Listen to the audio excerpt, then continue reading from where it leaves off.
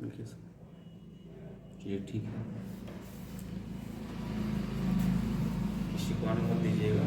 ठीक है sir. Clear है ना, पूरा क्लियर बोर्ड? यस सर, पूरा क्लियर।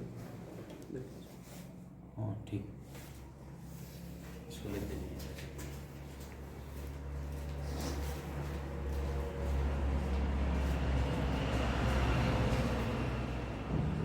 चलिए सभी विद्यार्थियों को गुड मॉर्निंग। और आज आप लोगों के बीच जो है एक बेहतरीन टॉपिक के साथ आज आगाज करने वाले हैं। उस टॉपिक का नाम है समरूप विद्युत क्षेत्र में विद्युत विध्रुव के घूर्णन के कारण उत्पन्न वाला अपवर्ड। यानी कोई किसी इलेक्ट्रिक डायपोल को विद्युत विध्रुव को विद्युत क्षेत्र रेखाएं के अंदर रखते हैं, एक समान विद्युत क्षेत्र रेखाएं के अंदर, उसको रोटेशन के बाद घुमाने के बाद, किसको घुमाने के बाद? विद्युत विध्रुव को घुमाने के बाद, इस इलेक्ट्रिक डायपोल को घुमाने के बाद थीटा एंगल से उसमें डायपोल में कितना टॉर्क एराइज होते हैं, प्रोड्यूस होते हैं, उसी टॉर्क के बारे में चर्चा करेंगे हम लोग के बीच। तो चलिए फिगर को समझते हैं। आज सबसे पहले यहाँ पर जो देख रहे हैं क्या है? Electric field lines. और यहाँ पर जो इलेक्ट्रिक डायपोल को रख दिया गया है -q और +q चार्ज, जिसका लेंथ है 12, और इस मिड पॉइंट का ऑरिजिन कहते हैं, है ना, मिडिल पॉइंट का ऑरिजिन, और बीच का डिस्टेंस कितना है? 12। अब जानते हैं इलेक्ट्रिक डायपोल मोमेंट का डायरेक्शन जो होता है नेगेटिव चार्ज से पॉजिटिव चार्ज की ओर होता है, -q से +q की ओर होता है। अब यहाँ से देख सकते हैं इलेक्ट्रिक फील्ड कैपिटल E, जो इलेक्ट्रिक फील्ड का वेक्टर क्वांटिटी होता है। अब दूसरे फिगर में देख सकते हैं कि जो आपका जो रखा हुआ है इस तरीके से, है ना, इलेक्ट्रिक फील्ड के डायरेक्शन की ओर, इस तरीके से इलेक्ट्रिक डायपोल को, अब इस इलेक्ट्रिक डायपोल को थीटा एंगल से घुमाया गया है। इस थीटा एंगल से घुमाएंगे तो यहाँ पर देख सकते हैं तो -q चार्ज और +q चार्ज, यहाँ पर इसका बीच का डिस्टेंस कितना? 2 है। और थोड़ा सा मेरे बातों पर ध्यान दीजिएगा। आपका मिडिल पॉइंट ऑरिजिन है, जब थीटा एंगल से इसको घुमाया जा रहा है तो आप जानते हैं नेगेटिव चार्ज के कारण जो फोर्स का डायरेक्शन जो होता है इलेक्ट्रिक फील्ड के डायरेक्शन के अपोजिट होता है, और पॉजिटिव चार्ज +q चार्ज के कारण फोर्स का डायरेक्शन जो होता है, बल की दिशा इलेक्ट्रिक फील्ड के डायरेक्शन की ओर होता है। और फोर्स इक्वल टू जानते हैं इलेक्ट्रिक फील्ड में F इक्वल टू QE होता है, F इक्वल टू QE होता है। और टॉर्क कैसे राइज होते हैं, बलाघूर्ण कैसे राइज होते हैं, उसके बारे में चर्चा करेंगे। अगर यहाँ पर दोनों फोर्स का मैग्नीट्यूड क्या हो? सेम हो, दोनों बल का परिमाण सेम हो और डायरेक्शन अपोजिट हो, और दोनों का एंटी पैरेलल हो, और दोनों के साथ 90 डिग्री एंगल का फॉर्मेशन होना चाहिए, दोनों फोर्सेस के साथ। तो यहाँ पर देख रहे हैं BC जो है, ये जो है परपेंडिकुलर है ना, BC क्या है? परपेंडिकुलर है, इस फोर्स के साथ भी 90 डिग्री, इस फोर्स के साथ भी 90 डिग्री एंगल का फॉर्मेशन कर रहा है। और थोड़ा सा मेरे बातों पर ध्यान देने की आवश्यकता है आप लोगों को। यहाँ पे BC क्या कहलाएगा? परपेंडिकुलर डिस्टेंस कहलाएगा, आपका लंबवत दूरी कहलाएगा। बलाघूर्ण का सूत्र क्या होते हैं? बलाघूर्ण टॉर्क इक्वल टू बल गुना लंबवत दूरी। दो एंटी पैरेलल फोर्सेस, एक दाएं तरफ एक बाएं तरफ, दोनों फोर्स का मैग्नीट्यूड क्या होता है? परिमाण सेम होता है। तो बल गुना लंबवत दूरी, तो बल कितना है? F equal to QE।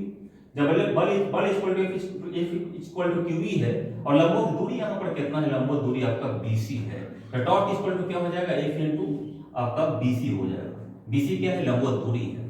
तो चलिए चर्चा को बढ़ाते हैं, आगे देखते हैं प्रोसेस। तो लिख सकते हैं यहाँ पर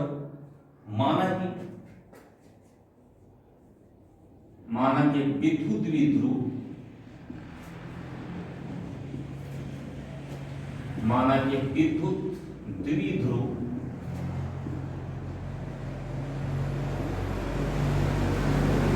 माना कि विद्युत द्विध्रुव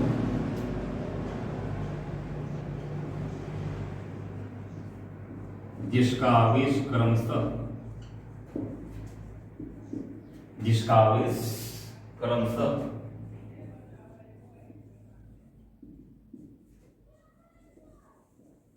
-q तथा +q है, और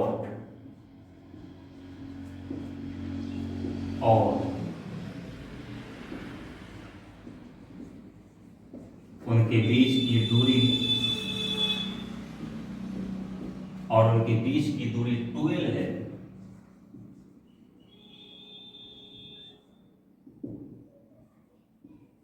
और उनके बीच की दूरी 12। यदि विद्युत द्विध्रुव को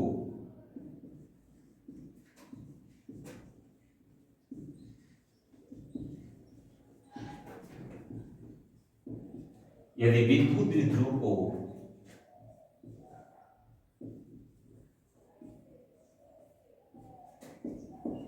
क्षैतिज के साथ थीटा कोण द्वारा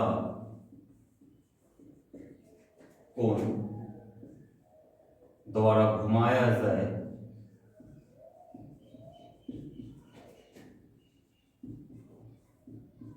थीटा कोण द्वारा घुमाया जाए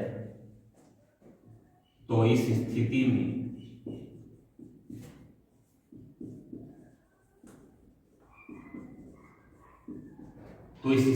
हम लोगों को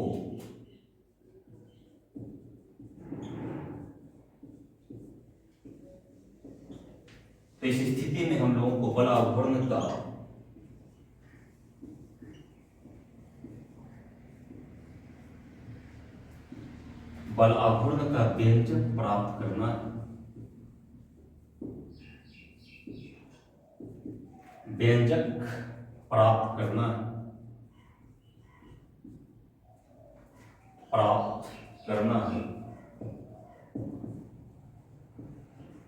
चलिए खूबसूरती के साथ बल आघूर्ण का हम लोग व्यंजक प्राप्त करेंगे। ये आपने सेंटेंस देखा इस तरीके से, विद्युत द्विध्रुव जिसका परिमाण जिसका क्रमशः -q + q और q के बीच की दूरी 2l है, यदि विद्युत द्विध्रुव को क्षैतिज के साथ थीटा कोण द्वारा घुमाया जाए तो इस स्थिति में हम लोग को बल आघूर्ण का व्यंजक प्राप्त करना है। चलिए पैराग्राफ चेंज करके हेडिंग डाल सकते हैं, बल आघूर्ण का व्यंजक। और ये बहुत इंपॉर्टेंट है, बार बार बोर्ड एग्जामिनेशन में पूछे जाते हैं। बल आघूर्ण का व्यंजक, डेरिवेशन ऑफ टॉर्क।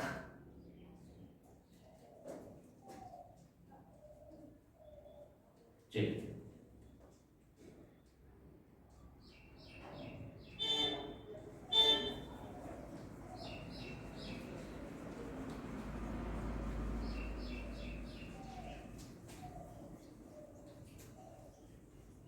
इसके बाद देख सकते हैं बल आघूर्ण का फॉर्मूला निकालना है, टॉर्क का फॉर्मूला निकालना है आप लोगों के बीच। तो यहां से देख सकते हैं बल आघूर्ण का आपने एक फॉर्मूला पढ़ा होगा, बल गुना लंबवत दूरी, बल गुना लंबवत दूरी।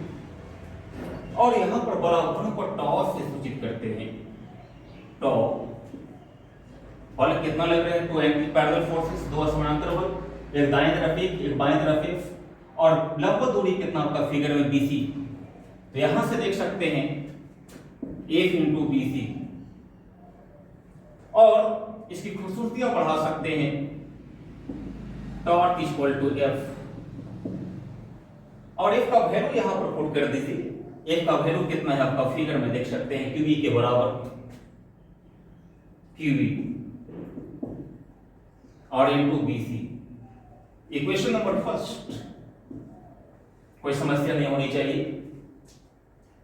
और यहां सब देख सकते हैं जो है आपका BC यहां पर लंबवत दूरी है, परपेंडिकुलर डिस्टेंस है।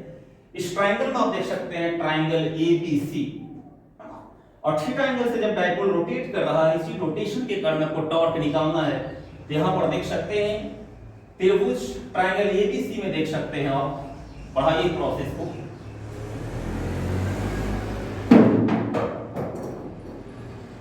त्रिभुज ABC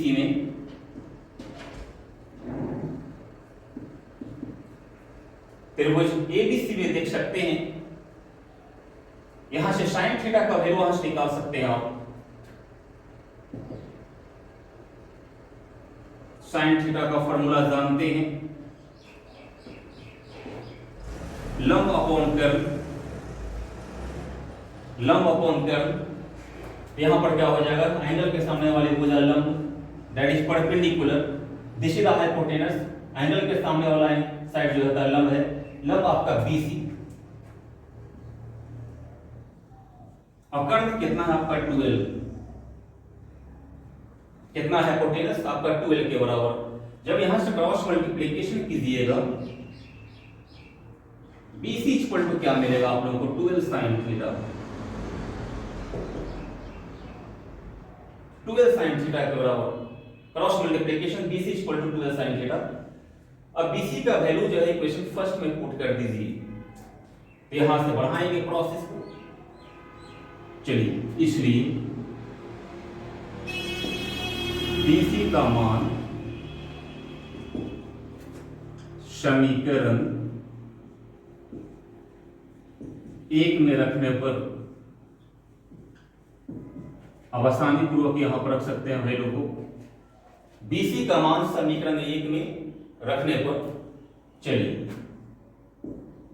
टॉर्क इक्वल टू आपका फॉर्मूला है QV, और BC की जगह पर कितना पुट कर देंगे, 12 sin theta, 12 sin theta, 12 sin theta, tau equal to QV 12 sin। और यहां पर इस रिलेशन को इस तरीके से देख सकते हैं, अरेंज करके लिख सकते हैं, सभी लोग लिख सकते हैं QL 12 और इनटू E sin थीटा, है ना। देखिए Q into 12 E sin theta. चलिए आगे सब लोग देख सकते हैं, आपने फार्मूला पढ़ा है, electric dipole moment P equal to Q into 12, ये फार्मूला सब लोग जानते हैं, P equal to Q into 12। तो यहाँ पर Q इनटू 12 की जगह पर कितना हो जाएगा, इलेक्ट्रिक डाइपोल मोमेंट हो जाएगा, P हो जाएगा। तो यहाँ से देख सकते हैं, therefore torque equal to P sin theta हो जाएगा, है ना। Torque equal to Q into 12 की जगह पर कितना, that is P, torque equal to P sin theta के बराबर। चलिए, बहुत इंपॉर्टेंट रिलेशन है, और यहां पर इसको वेक्टर के फॉर्म में लिख सकते हैं, torque vector equal to vector P cross E, vector P cross E। ये थीटा जो होता है angle between P and E होता है, इसको पढ़ते हैं क्रॉस प्रोडक्ट। तो लिख सकते हैं अर्थात यहां पर फॉर्मूला मिल चुका है, torque equal to P sin theta, P sin theta, और इसको लिख सकते हैं P क्रॉस E।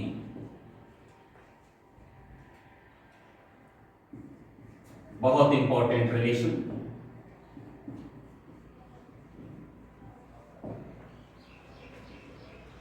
जहां P जो है विद्युत द्विध्रुवावरण, विद्युत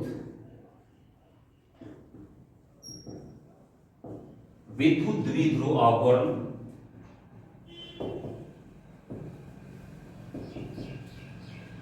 ये है विद्युत क्षेत्र तीव्रता,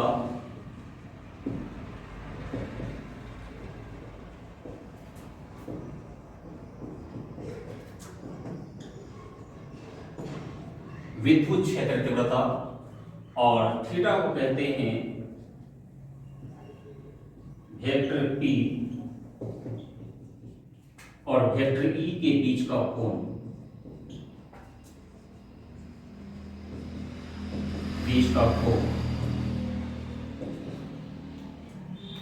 यदि आपने देखा यहां पर theta is the angle between vector P and E, तो आपके बीच एक रिलेशन, बहुत इंपॉर्टेंट रिलेशन आ चुका है, torque equal to P sin theta और equal to P cross E। कोई समस्या नहीं होनी चाहिए।